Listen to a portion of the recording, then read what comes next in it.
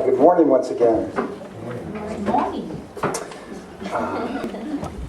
So we've been going over a series in January, and it's looking at simple truths and understandings that we all know, but sometimes we get forgetful and we don't really use them.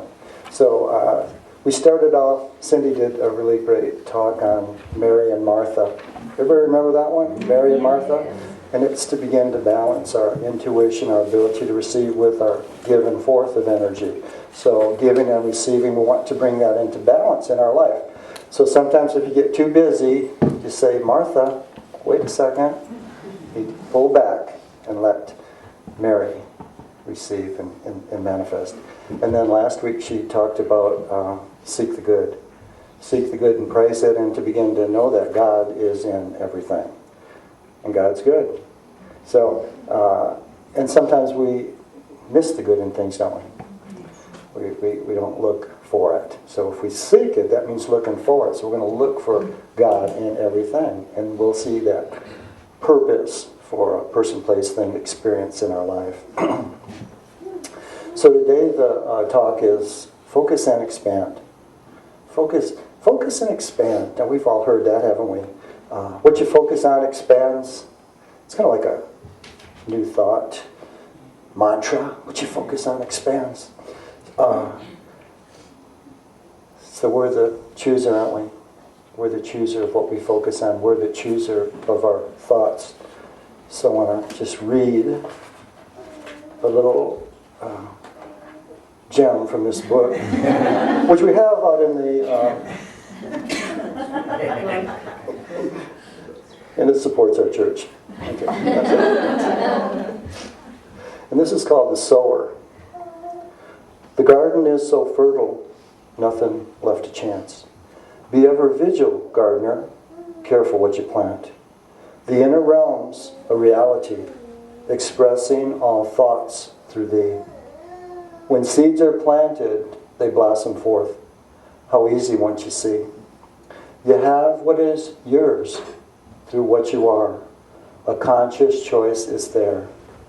Know that what you focus on, the fruit is yours to bear.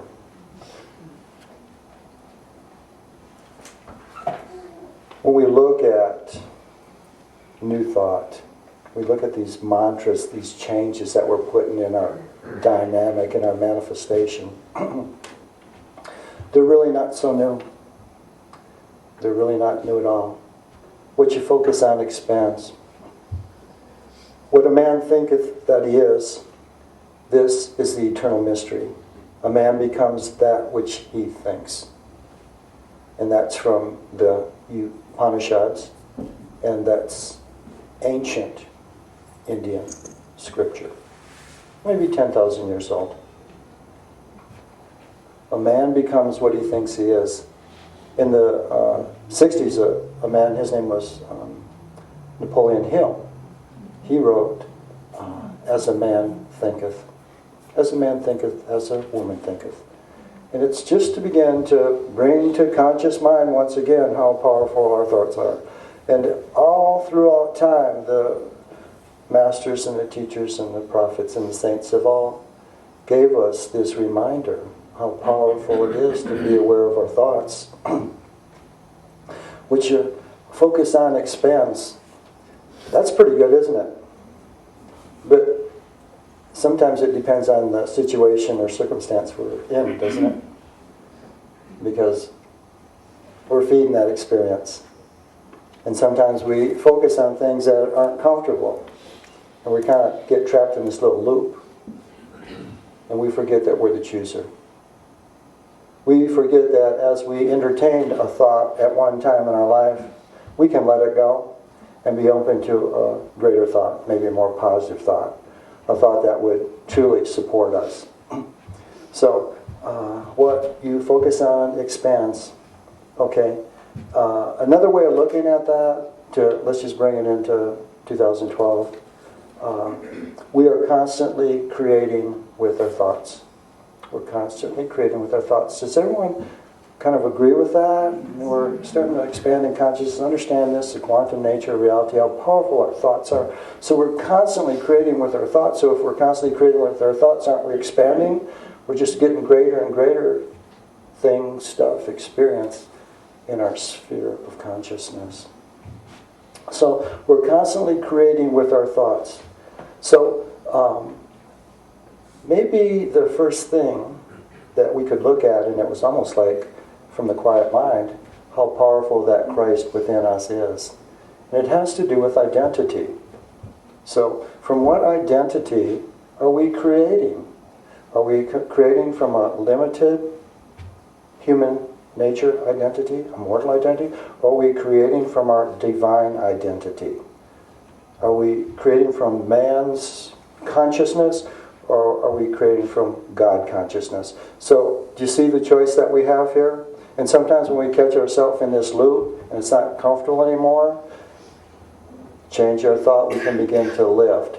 But it all has to do with that identity that we're going to choose. I'm going to choose to be a chosen one. I'm going to choose to recognize that I'm spirit, and then I'm going to choose to begin to live like that. So it's that choice. The law of identity is that the universe always seeks to show us who we are at any given time. So that's like when we say the world's our mirror. We're looking at our mirror. We're looking at the world, and it's a mirror of who we really are. And you know what? We created that. So if we created that, can we not recreate it? Thoughts held in mind produce like kind. I know a lot of you have heard that one. That's another old saying. Thoughts held in mind produce like kind. Oh, that's interesting. It's really interesting when we look at the thoughts we're holding in our mind. You see? And you know what? We all entertain a lot of thoughts that we don't resonate or agree with anymore. But that's called habits and patterns.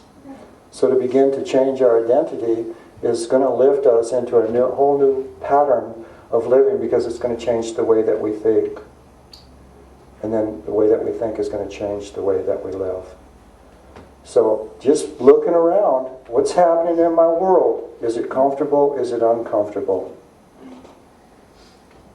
We could say, did I do that? And the universe with a resounding voice says, yes. So, identity. This is who we are. Begin to claim our birthright. We are the sons and daughters of God. We have that unlimited potential within us. And it's our nature. It's our nature to just create and flow that potential, if we choose to. So we can look at our world, and then we can look at, here's just another thing. The nature of our thoughts will determine the kind of experience we draw to ourselves. The nature of our thoughts will determine the kind of experience we draw to ourselves. Thoughts held in mind produce like kind. We're going to attract those thoughts that we're holding. And then, see, this is what's really neat when we say we live in a loving, supportive universe. Isn't God good? A lot of times we don't want to look at ourselves, we don't want to look at our thoughts. But it's like, let's put that mirror right in our face and we get to look at it. You see? And then it's up to us to choose. See, we're the chooser. What do I want to choose with this experience? What do I want to choose with this opportunity? See, we came here, and so this life is a grand opportunity for us to remember who we are and then to begin to act who we know we are, that we're spirit. So, understanding that we're drawing our experiences to us. These are all laws. These are all laws. These are like, when we talk about new thought, and a lot of thoughts and the principles that we introduce here and everything, they're really not that new. But we forgot them. You see? And so there's always this reintroducing. However, through our conscious evolution, we can begin to see the laws in a higher light and then begin to exercise them at a higher perspective also. So that's the gift of life. A lot of time, when we find ourselves in an uncomfortable situation, relationship, job, life, we can say, what's not working for me? What is not working for me? So a lot of times, what we have to do is remove that causal thought, maybe the job, maybe the situation. We have to remove that from our life experience. Has anyone released a job that didn't serve them anymore? This just doesn't serve me anymore. Well, you know what? If we don't let go, we're not going to move into the next one. And a lot of people stay in jobs for security. Pays a mortgage. I was talking to this one guy one time, and we were talking about houses and stuff like this. Man, I hate my house. I hate my house. Why do you hate your house? Oh, it's a nice, big house and everything, but, you know, it's got this big old mortgage on it, and it's just not fun anymore, and it's killing me. He says, my house is killing me. I goes, whoa, your house is killing you. I'd get rid of my house. I'd take the tax liability to get rid of that house, get rid of the energy. See, it wasn't the house. That's the form. But maybe all the thoughts that create burdens in his life. Responsibility, guilt, who knows? That's what was symbolic of that. So get rid of that. Release that. And then you can move into a space that's more comfortable, that you feel more harmonious in. And that's an everyday occurrence. We've all had experiences like that, haven't we? We've had relationships with people. And we've just had to let them go. Because maybe they weren't healthy for either one. They will serve their purpose. See, everything's good. We're going to see they're good in all things. We're going to look for the good and praise it. When we get the message, when we get the lesson, you see, it's over. You see? And then we can, when we get the message, then we can leave lovingly. So we don't have to go out fighting and kicking and screaming and blaming. It's just amazing when we just shift our perspective a little bit to know that all of our experiences are for us. They're for us to grow into our greater awareness that we are spiritual beings, that we can transcend matter, that we can transcend these mortal experiences because we're spirit.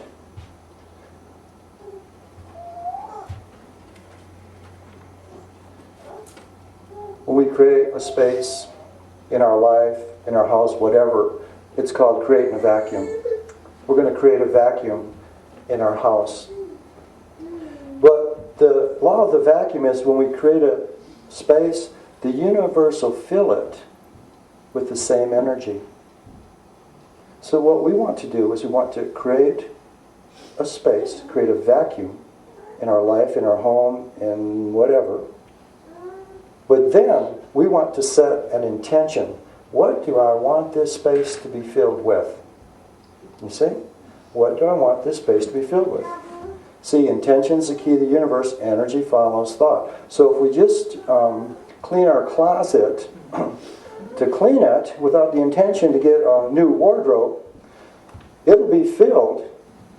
Well, people come up to us, hey, do you want some more clothes, whatever? And we'll end up with a lot of the same stuff. Has anybody ever cleaned their closet and go back like 6 months later? What happened? This closet was so clean. And it's pretty much the same stuff. So if we clean our closet with intention, what we can do with the intention to get a new wardrobe. Oh, I want to change my style. You know, I might have been traditional for all these years, and now I'm going to change, and I'm going to be goth. So I want a lot of black clothing, you see? And so I've got to make place for that. So if I clear my closet, now people can say, hey, my ex-husband used to be goth. And I'm getting rid of a lot of that clothing and energy. You can have it, because I want to prepare a place for my new man. You see how it's all this giving and receiving is just a blessing of the universe that we live in. But it's looking at these laws and these ideas that aren't new. And if we can just apply them in our life daily, it'll make our whole life a lot easier. So to look at these laws, what you want to feel. So when we take new thought, we take this new consciousness into our world. You know, it's like one of the basic premises that we really stand on is, you know, you can experience your life from fear-based or love-based. That's a quantum leap. That's a quantum leap. So to begin to understand that we are loved and supported in our walk, you see, doesn't that make us a little bit more courageous? Doesn't that make us a little bit more open? But if we're afraid to take a step, oh, I don't know if I can get another job. That's all information. What thoughts are you holding within? What thoughts are we holding within? To begin at as within, so without. As above, so below. Hermetic axioms, ageless. So, to create a vacuum for something that we want. I wanted to share this. We'll all remember this one. So Jesus is at a party. And Nicodemus is there. And Nicodemus, he was the guy that came in the middle of the night one time and tried to ask Jesus to teach him about these truths and everything. Because he was one of the Pharisees, and he couldn't come in the day. You see, you don't want anybody to see him coming. So Jesus kind of goes, what is this? Don't come in the night. But anyways, this is a different time and different place. So there's a party going on, and Nicodemus is there. And Jesus had been teaching for over almost 2 years now. And so his message was getting out there, and people were becoming aware of him. And really, truth is truth. We all got a truth meter in our heart, and we hear the truth, our head goes like this. We might have some other patterns and thoughts, things from the past that we're living by, but truth rings true wherever. And so even though Nicodemus was a Pharisee, he knew Jesus was speaking truth. And so this is what he says to Jesus.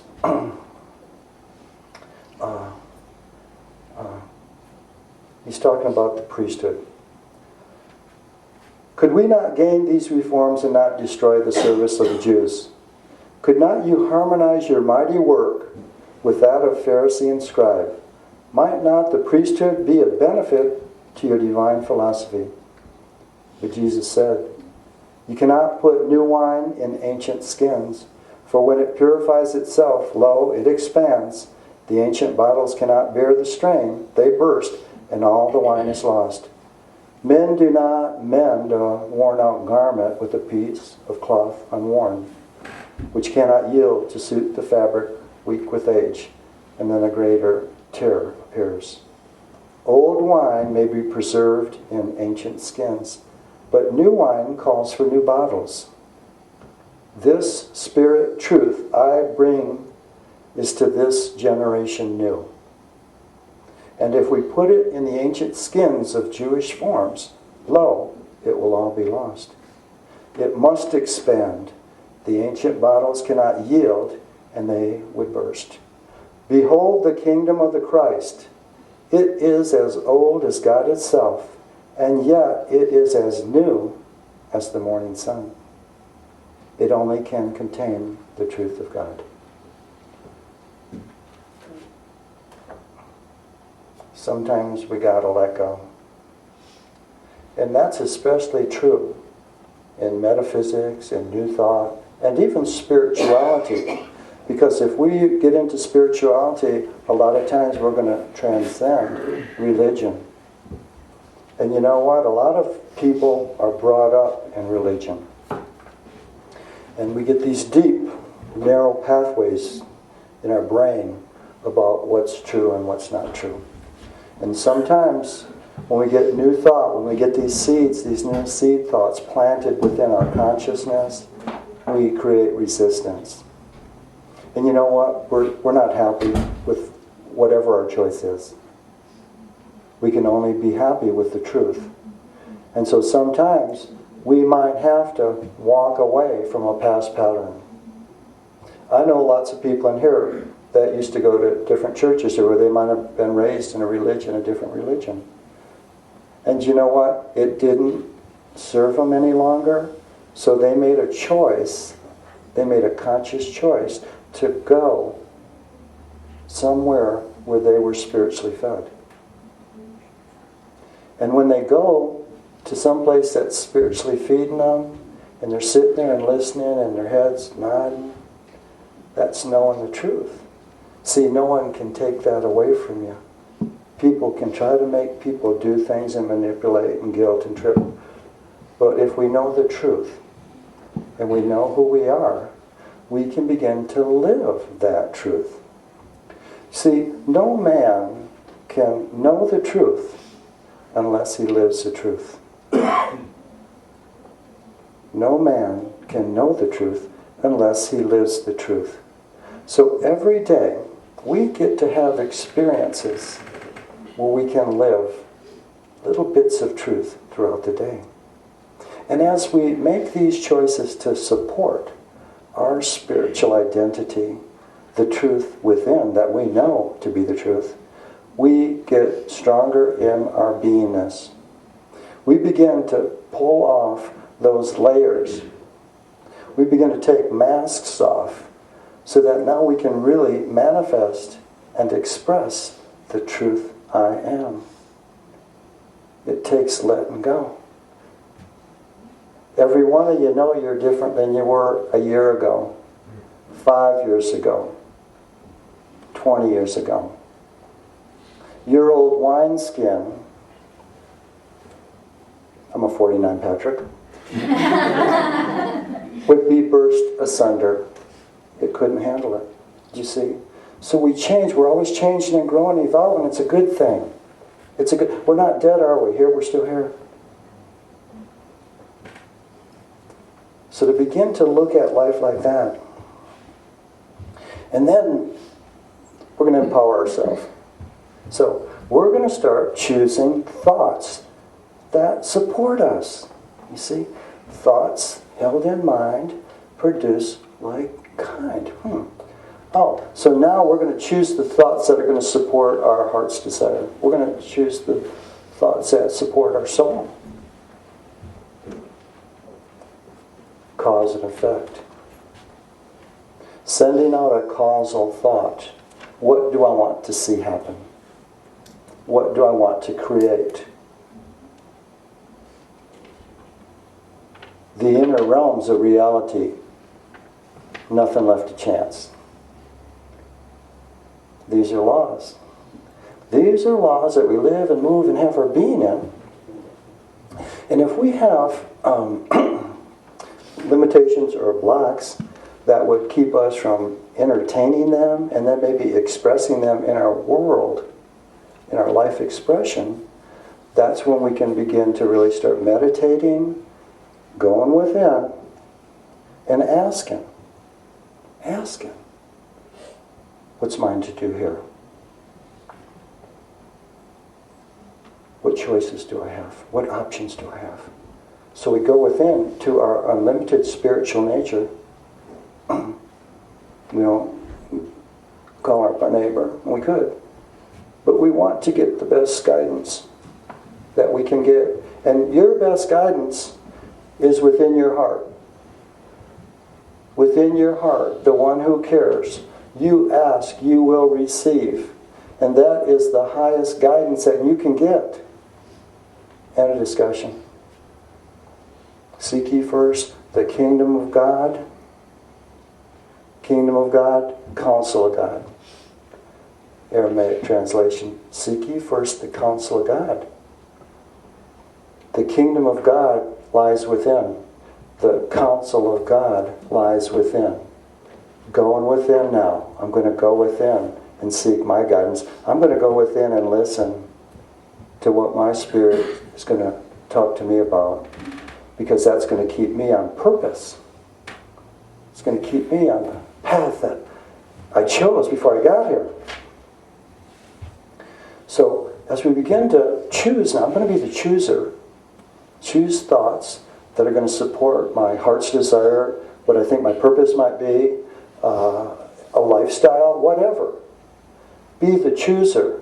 And as you're the chooser, you will see these things begin to unfold, and then what that does, the validations that you get in life make you stronger. Make you stronger in spirit. You know, I teach meditation class, and we got one going on right now, and I'll tell them, you know what? We're building our meditation muscle. We've got to build our meditation muscle so that we can meditate every day. It's just like if you go to a gym, you got to go for a while, and then your muscles build up, and then you can do these exercises and stuff.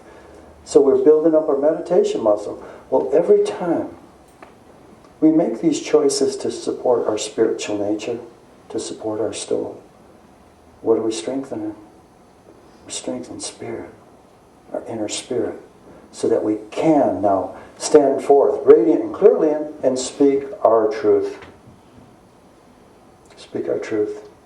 Know that we ask, we receive. I think in the Divine Dip there was a word faith. And faith is the certainty of God. Faith in the certainty of God. To know God is our Father. To know that we are the sons and daughters. To know that we're spirit. And as we begin to live like that, we begin to own that certainty. And life's a lot more fun. We all live in circumstances that we've created. Just got to be honest. And if we've created it, we can recreate it. Let go.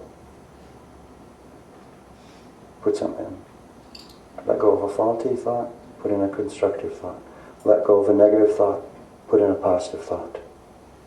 That which is going to support us all. Jesus' postulate or thought for man, for us, he thought this was a real important teaching for us. Man is Son of God. See? Man is Son of God. Hold that thought. Everybody hold that thought. Man is Son of God. Now we can expand from there. See? Expand from man is Son of God. Where is that going to take you? Wherever you want to go. Transcending. Man is Son of God. So to begin to hold the thoughts that we choose, that weren't chosen for us, that we choose. To go within and seek the counsel of God. To get the guidance, the inspiration that's right and perfect for you. We're the chooser. We are the chooser. Let's go within. And so let's just close our eyes once again. And as we close our eyes, let's just close the door to the worldly way now. We're going to turn within to spirit. So just turn your consciousness within to spirit. Turn within, and as you breathe in God's love, I want you to just be aware of your heart center, your center of love and light. And as you breathe, just be aware of your heart center, beginning to grow big and bright and radiant. The love I am, the light I am. So just breathe and feel that energy filling your whole chest.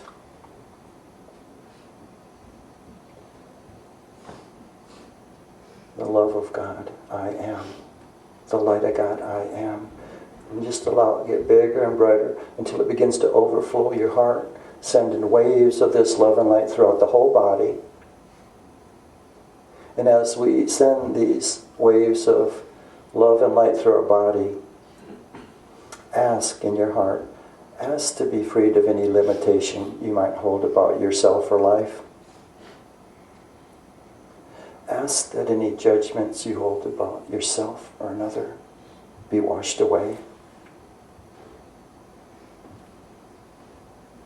Ask that any false identities that are deep within your consciousness that do not serve the Christ be transmuted and lifted from your consciousness. Just breathe and feel these waves of love and waves of light sweeping through your body. And as they sweep through the body, we cleanse the temple. We cleanse the temple. And we prepare a place for the Christ. That unique Christ I am. To be fully present in the physical body. support us in the physical world, to support us in our emotional world, to support us in our mental world, to support us in our spiritual awakening. So just breathe and allow. Just allow. Allow that love, that light to sweep through your body.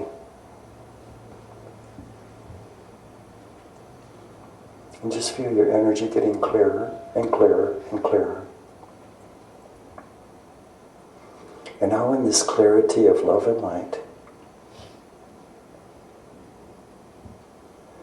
what new seed thought would you love to plant in your garden?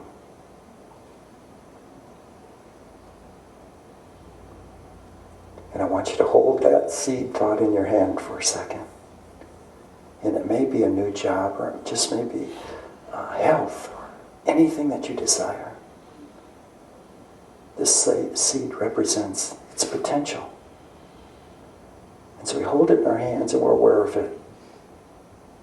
And it's our intention. We put this intention in this seed for what we want consciously. And we've cleansed the temple. We've prepared a place for this new seed, this new experience. And so now take this seed and just put it in your heart now. We plant this seed in our heart, into that highest awareness, so that it can blossom forth in the perfect experience for us.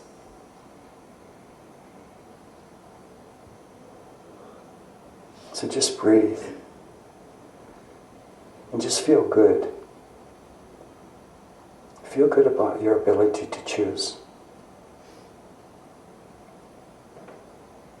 Feel good about your ability to create. And feel good for your ability to receive that which you choose to receive. That which supports your highest expression on this planet.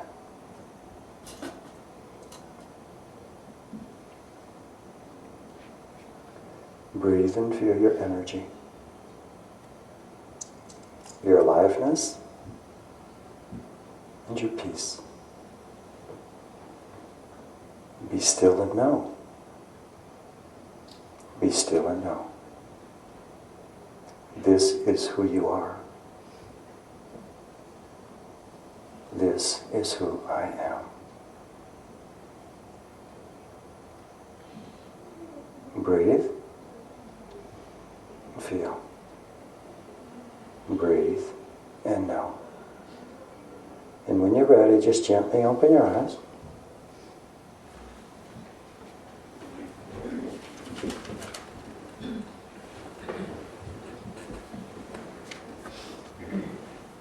Everybody feel good?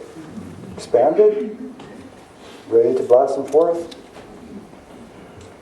So this week, our homework, okay? Acknowledge the power of thought in your life. Accept your power to choose the thoughts in your life. And then align with those thoughts that support your heart's desire. It's time to awaken to our own indwelling Christ. 2012, the year of awakening. And so it is.